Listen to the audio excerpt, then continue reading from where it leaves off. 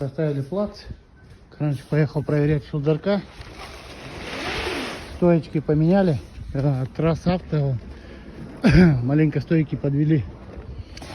Клиент пошел в магазин их менять. И уже в магазине ребята ему сказали, что бывает, да, попадаются такие плохие стоечки.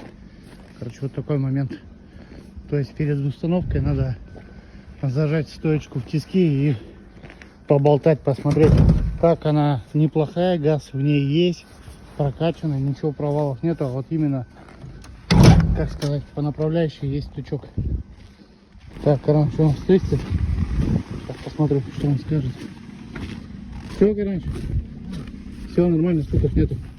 Все, вот такой момент неприятно у нас сегодня с утра был. Все исправили, машинку отдаем. Так, коробка тоже частично готова, поддон переклеен.